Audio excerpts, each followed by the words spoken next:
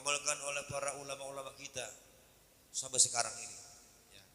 Mudah-mudahan kita mengamalkan baca selawat, semoga kita semua selamat.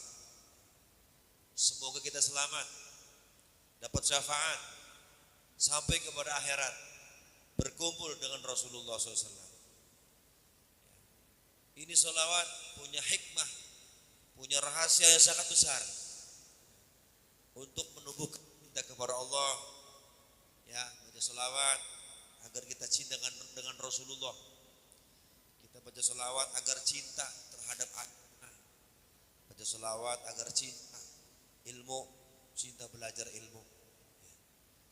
Jadi menumbuhkan cinta, cinta kebajikan, cinta Allah, cinta Rasul. Baca selawat kita cinta dengan umat Islam, cinta dengan keluarga, cinta dengan teman, cinta dengan makhluk-makhluk Allah Subhanahu wa taala. Jadi perbanyak baca selawat. Dengan baca selawat, ya, maka doa-doa kita dikabul oleh Allah Subhanahu wa taala. Sebagai pembersih, ya, sebagai sapu yang membersihkan kotoran-kotoran kita kepada Allah Subhanahu wa taala. Dengan baca selawat Allah bersihkan.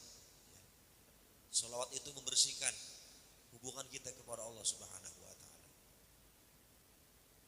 Baca selawat itu untuk menenangkan jiwa yang gundah gelisah, menenteramkan hati yang galau, menenangkan hati yang risau. Maka ditenangkan dengan baca selawat.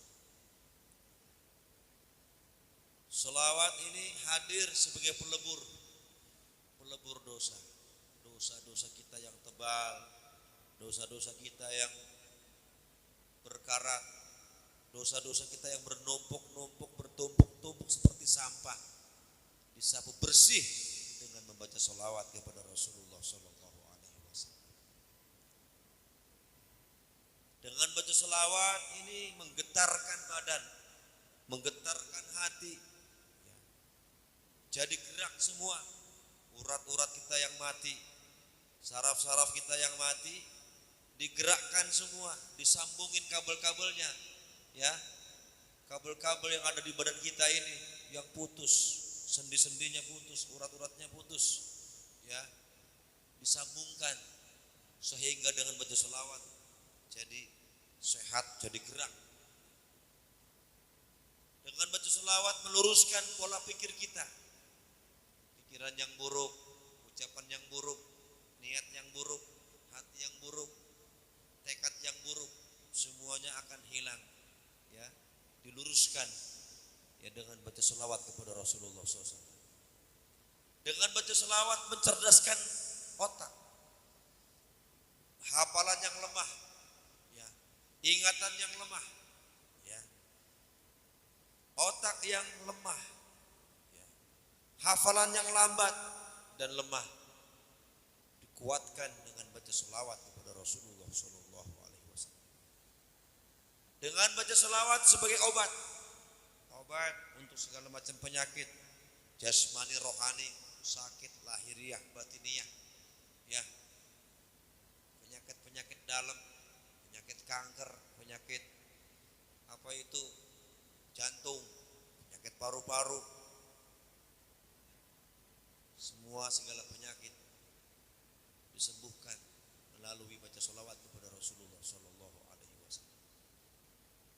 Hati yang lemah, ya, hati yang kotor, pikiran yang kotor, niat yang jelek yang kotor, dibersihkan semua dengan baca selawat kepada Rasulullah Sallallahu Alaihi Wasallam.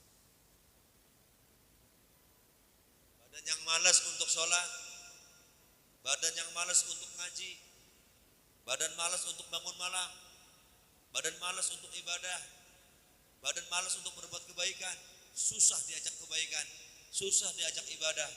Banyakin baca selawat, banyakin baca selawat kepada Rasulullah Sallallahu Alaihi Wasallam. Urusan-urusan dunia yang sulit, urusan dunia yang sempit, urusan dunia yang susah, dagang yang susah, ya. Usaha yang susah. Kenapa kita bimbang dan bingung? Kenapa kita ngelamun? Kenapa kita galau? Kuncinya ada pada sholawat kepada Rasulullah SAW. Karena itu kita tidak bisa lepas dengan sholawat Nabi Muhammad SAW. Karena bagaimanapun semuanya butuh sholawat. Sholat sendiri wajib baca sholawat. Khutbah wajib baca sholawat. Doa juga wajib diawali baca sholawat. Semuanya ya selalu diawali baca sholawat kepada Rasulullah SAW. Maka kumpulnya kita malam ini, setiap malam Jumat ini, Habibana mengajak kita agar kita rutin baca sholawat, agar kita cinta baca sholawat, agar kita bisa mengistiqomahkan sholawat dan mengamalkan sholawat. Bukan sekedar tahu, umat Islam bukan sekedar tahu sholawat, tapi mengamalkan sholawat Nabi Muhammad SAW.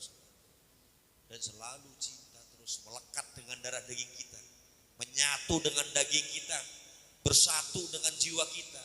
Sholawat Rasulullah SAW yang menyatu dengan darah daging, selalu yang ada di hati kita adalah Rasulullah SAW.